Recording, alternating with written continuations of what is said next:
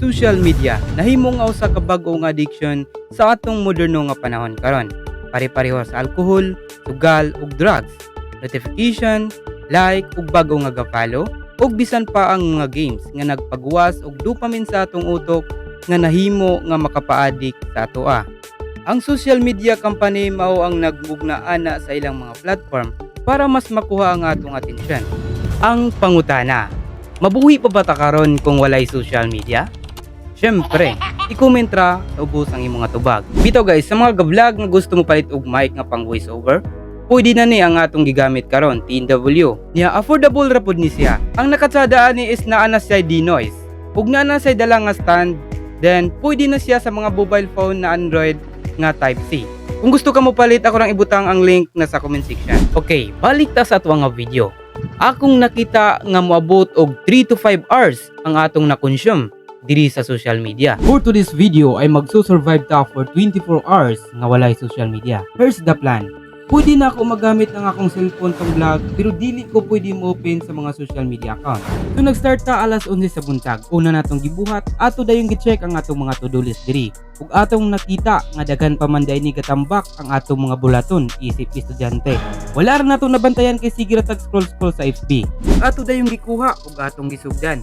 Ato pa maganing nadungagan kay naa pa maday tay mga buluhaton wala natong nasulat diri. Ug mao na to ato nang nasulatanan ang atong mga buluhaton. Isulat ra gud pero dili ra tun-an. Dito guys pagkahuman ga review pud ta ginagmay. Ngano guro ning magtunta kay dugay kayong oras, ug mag-Facebook ta dali ra kayong oras. Mao guro ni basta kay manamad ta magtuon. Ug pila ka minuto ni undang dayon ta. Kuan pa lang mga 30 minutes kini start ta 11:30 so karon 12. Kay dugay na ni udto ta. Kung nag-prepare kay pagkalaon na madto na putag eskwelahan. So guys, ako sa gagunit sa cellphone ron kay hinailang pa akong. Oh, what's up? Bito guys, mangilista kay alauna ato sa eskwelahan. 12:45 na. Mao to, niadto na dayon ta sa eskwelahan.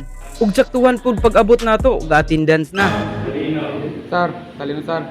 Para madali, nahuman na ang klase. Pag-abot nato sa boarding house, nanghuha dayon natong mga ka-board meet diri ug mangga. Ito may vlog. It's not big old little mango. Ya. This is not big little mango. Ganun din tagkuan, kaning suka o kalamay. Matik. So kay wala matay social media karon atong gamiton natong time para makahalubilo ang atong mga ka-board meet diri. Matik, tiplahan na natong kuan. Tiplahan na yung patis.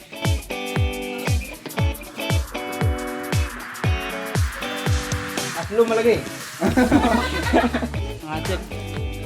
So mao to, nagmukbang sa tagmangga karon. Lahi man din ang mangga kay lingod. Makagwapo madig daw. Basta ka cooker oh.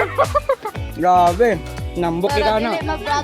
Ug pagkahapon human og klase. Nangagdadayon atong mga kabatch diri nga manula lagi og basketball. So timing pod nga ga-survive ta og 24 hours nga walay social media, maong nikuyog dayon ta. Kay panalagsa raman pud ta mo kuyog ug magdula sila og basketball. Ug sa paghuluhaling hayaw na plata ng atong kauban. Pero kay dula may adtuan, matik padayon ta. Upay pag-abot nato gipasikatan dayon tang lapos. Pagtira. Agoy butalo unday.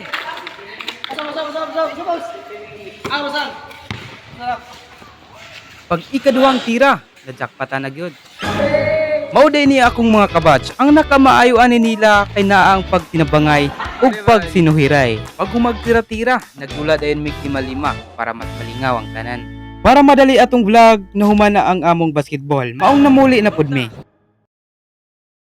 Pag-abot sa boarding house na pay oras, didritso dayon mi sa poblasyon para paliton ang mga kinahanglanon.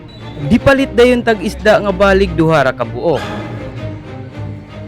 Ug gipalit po dayon ta og mga utanon nga dahon-dahon. Kinabuhig estudyante, kinahanglan nato mag-budget para dili ta mapasmo. Ang atong oras alas 6:30 na.